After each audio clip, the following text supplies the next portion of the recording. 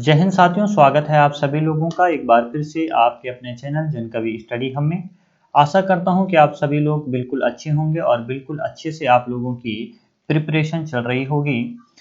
साथियों, हम लोग यहां पर हिंदी साहित्य को कवर कर रहे हैं और हिंदी साहित्य का एक वीडियो जो है पद्यभाग वाला, जिसके अंतर्गत मैंने आप लोगों को कबीरदास, आपको सूरदास, आपको तुलसीदास, मीराबाई और रसखान जी के बारे में जितने भी महत्वपूर्ण प्रश्न थे वो एमसीक्यूज के माध्यम से करवा लिए हैं।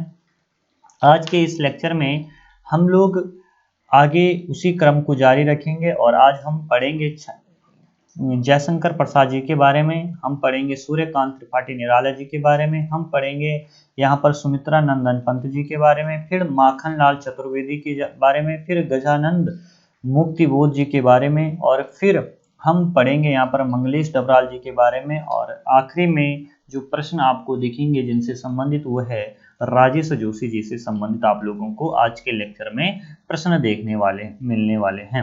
सबसे पहला प्रश्न है दोस्तों आप लोगों के बीच कि जयशंकर प्रसाद जी का जन्म कब हुआ था। ठीक है, पहला ही प्रश्न है तो मैं आप लोगों को बता दूं इसका आंसर है। ठीक है, आप लोगों को 1880, 1882, 1886 और 1889 ऑप्शन में दिया हुआ है। तो जो इसका सही आंसर है दोस्तों, अगर आपको पता है तो आप लोग बिल्कुल इस पर क्लिक कर लेना, और नहीं पता है तो आप लोग यहाँ से मुझसे इसे आप नोट कर लेना। बाद में आप लोगों को ये जो पीपीटी है पूरी, ये भी आप लोगों को मिल जाएगी। ठीक है, डिस्क्रिप्शन बॉक्स में इसका लिंक होगा, और जो लोग मेरे साथ व्हाट्सएप ग्रुप में जुड़े हैं उन्हें व्हाट्सएप पर ये मिल जाएगी। ठीक है, तो देखिए, तो जयशंकर प्रसाद जी का जो जन्म है वो 1889 में हुआ है। कब हुआ है?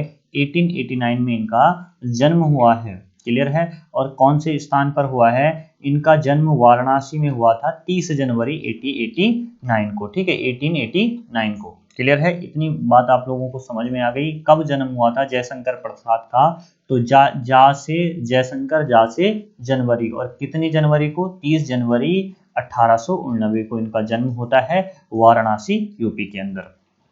उसके अलावा आगे देखिए दोस्तों, इनकी पहली छायावादी रचना खोलो द्वार। ठीक है, अब ध्यान रखना, इनकी जो पहली छायावादी रचना है उसका नाम क्या है? खोलो द्वार है। इसका इंदु पत्रिका में, ठीक है, इंदु पत्रिका में प्रकाशन कब हुआ था ये आप लोगों को बताना है।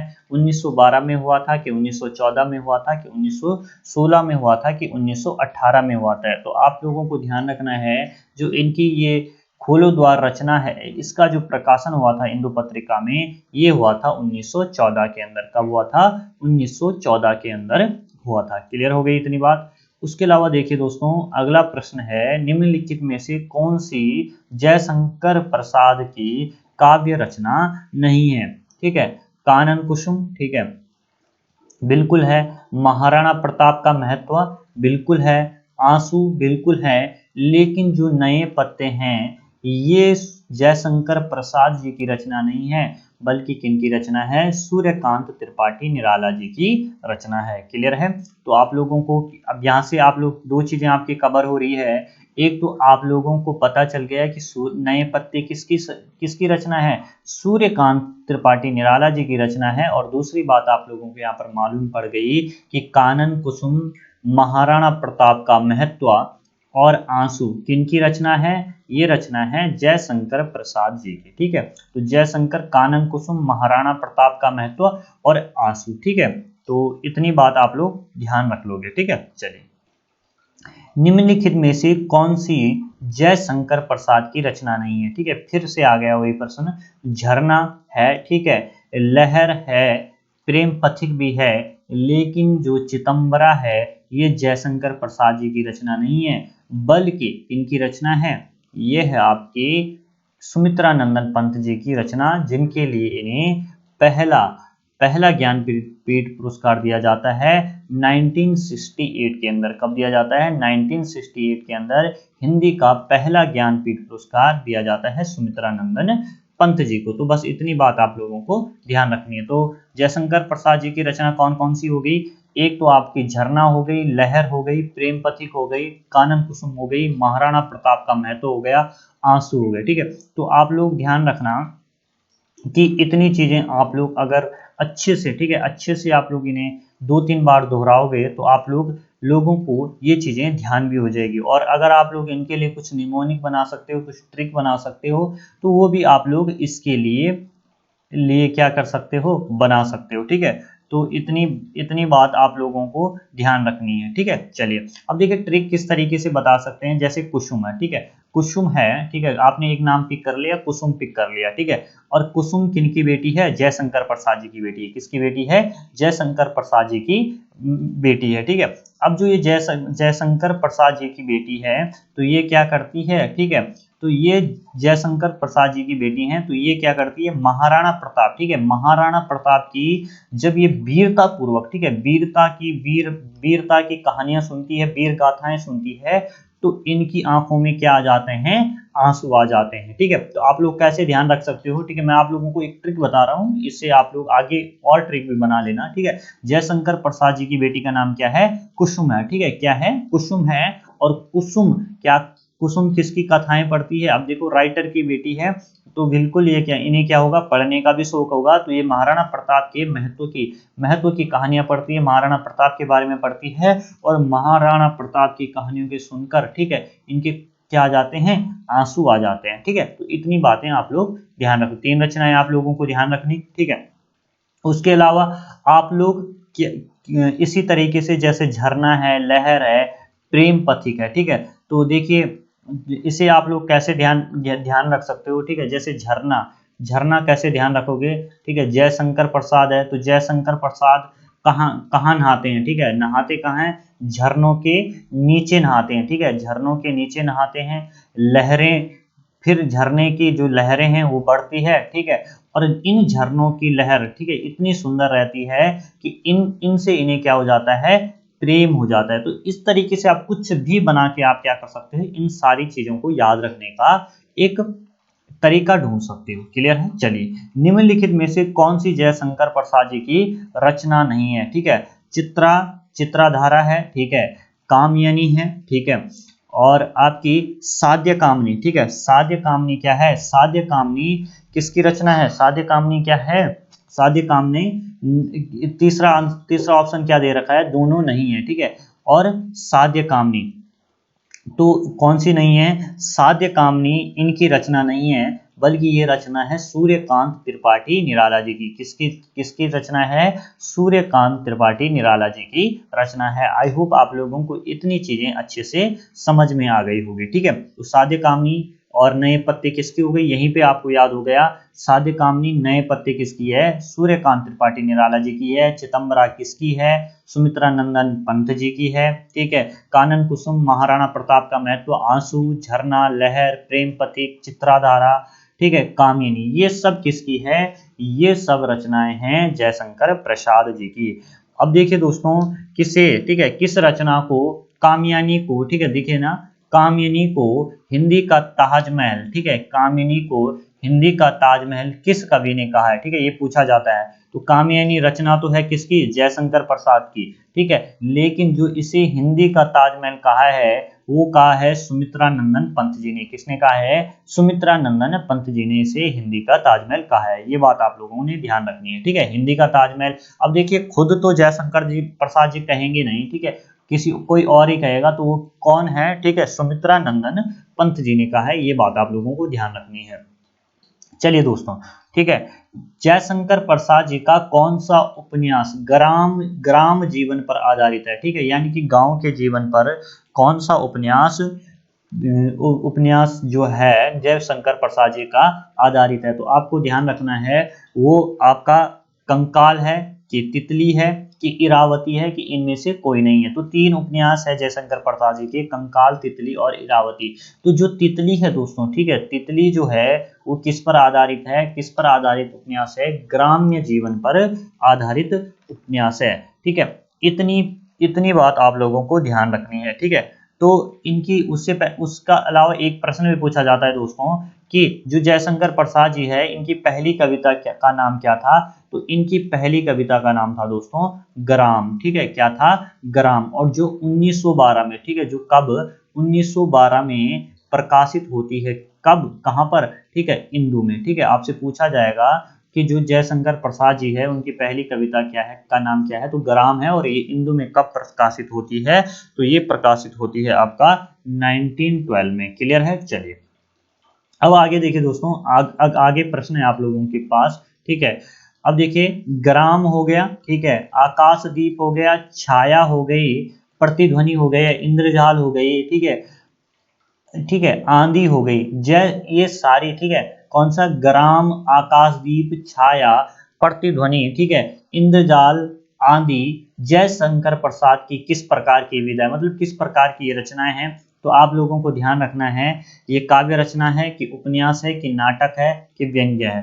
तो जो ये है दोस्तों, ठीक है, तो इनके बारे में आप लोगों को ध्यान रखना है। यहाँ पे थोड़ा सा मिस्टेक हो गई, इसे आप लोग थोड़ा सा, जो ये चौथा ऑप्शन है दोस्तों, इसे कर लेना आप लोग कहानी संग्रह। ठीक है, कहानी संग्रह है, ठीक है, ये क्या है, इनके कहानी संग्रह है। ठीक है, तो इसे आप चौथा ऑप्शन व्यंग्य को काट कर आप क्या करेंगे, कहानी संग्रह करेंगे। ठीक है, चलिए उसके अलावा ये क्या है, ग्राम हो गया, आकाशदीप हो गया, छाया हो गया, प्रतिध्वनि हो गया, इंद्रजाल हो गई और आंधी हो गई, ये क्या है, कहानी संग्रह है। क्लियर है। चलिए अब देखिए दोस्तों, आजाद शत्रु, चंद्रगुप्त, स्कंदगुप्त, राजश्री, ध्रुव स्वामिनी, एक घूंट, जन्मजय यज्ञ, जय शंकर प्रसाद जी की किस प्रकार की विद्या है।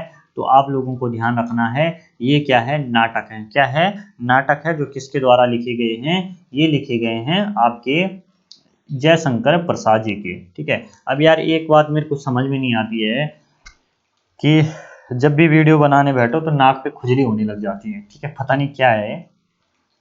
चलिए कोई बात नहीं। ठीक है, देखिए आप लोग आगे 32वां, ठीक है, थोड़ा सा रुक जाइए आप लोग।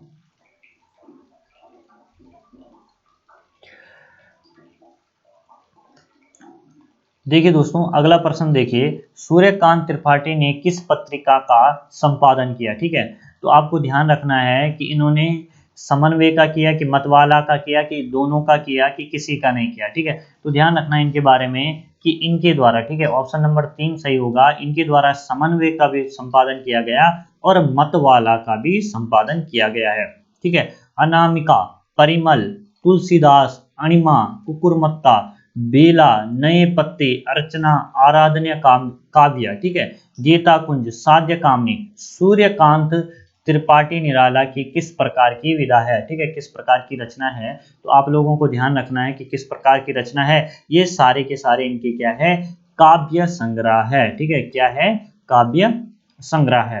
ठीक है, इतनी बात हो गई। ठीक है, अनामिका, परिमल, तुलसीदास, अणिमा, कुकुरमत्ता, बेला, नए पत्ते, अर्चना, आराधना काव्य, गीत कुंज, सत्य, साध्य कामनी, सूर्यकांत त्रिपाठी जी की क्या है, काव्य संग्रह है। चलिए आगे देखिए दोस्तों, अगली चीज, अगला प्रश्न क्या है कि अब आप लोगों के सामने है कि सही जो है उसे सुमेलित कीजिए। ठीक है, अप्सरा, अलका, ठीक है, प्रभावती, निरुपमा, ठीक है, कुल्लीबार, ठीक है, ये क्या है, सूर्यकांत त्रिपाठी जी की क्या है, उपन्यास है। ठीक है, बिल्लू, बिल्ले सूर बकरिया, ठीक है, बिल्ले सूर बकरिया, चोटी की पकड़, काले कारनामे, चमेली व इंदुल खां, ये भी क्या है, उपन्यास है।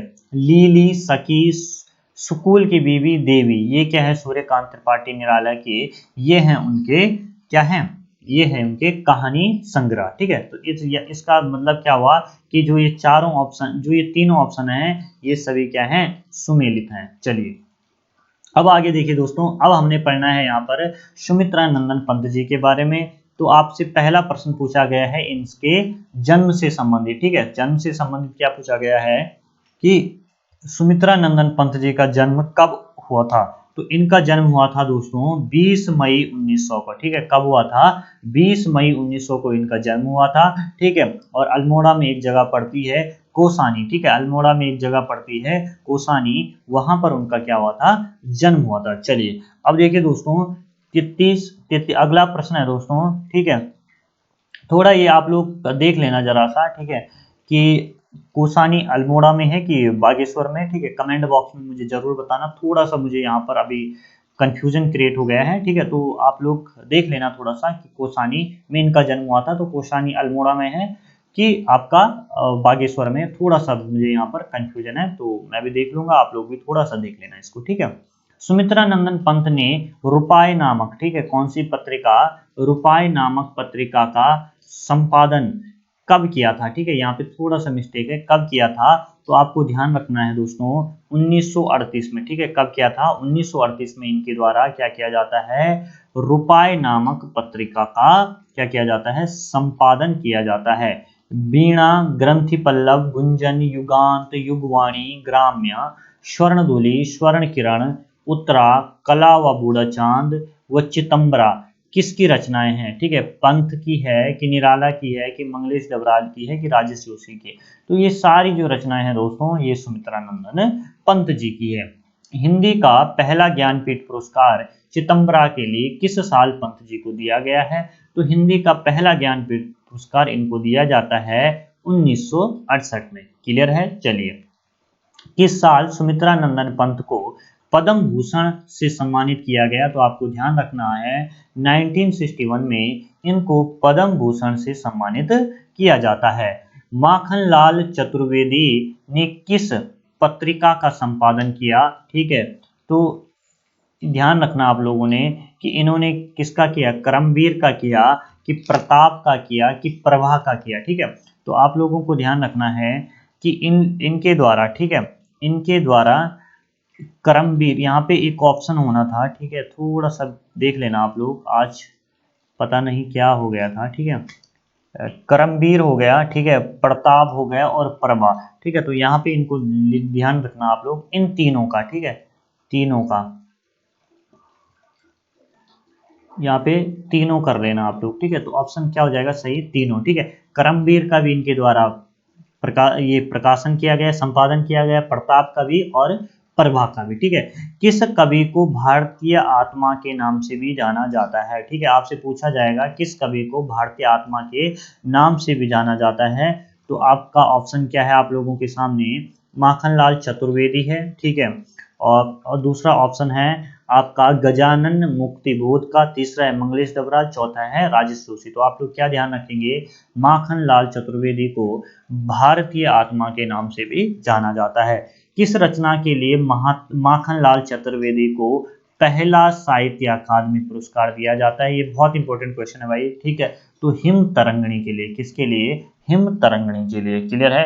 पुष्प की अभिलाषा किसकी कविता है? तो ये कविता किसकी है, माखनलाल चतुर्वेदी की जी की है। ठीक है, चलिए, कृष्ण अर्जुन युद्ध, साहित्य के देवता, अमीर गरीब इरादे, ठीक है, समय के पांव, माखनलाल, ये ठीक है, ये सभी जो रचनाएं हैं ये माखनलाल चतुर्वेदी की किस प्रकार की रचना है? तो आप लोग आंसर करना कि जो ये रचनाएं हैं दोस्तों, ठीक है, ये इनकी गद्य रचना है। कैसी रचना है? गद्य रचना है। क्लियर है? चलिए, आगे देखिए दोस्तों, आगे आप लोग लोगों के सामने है कौन सा कथन सत्य है, किससे संबंधित है, माखनलाल चतुर्वेदी जी से। ठीक है, 1963 में इनको पद्म विभूषण मिलता है, 1959 में इनको डी लिट की उपाधि दी जाती है सागर विश्वविद्यालय के द्वारा। ठीक है, तो ये दोनों सही है। ठीक है, ये भी पहला ऑप्शन भी सही है और दूसरा ऑप्शन भी सही है, तो इसलिए ऑप्शन क्या हो जाएगा, तीसरा हो जाएगा। ठीक है, तो बस इतनी बात आप लोगों को ध्यान रखनी है। अगला प्रश्न देखिए दोस्तों, नमा खून नामक साप्ताहिक पत्रिका का संपादन किसके द्वारा किया गया?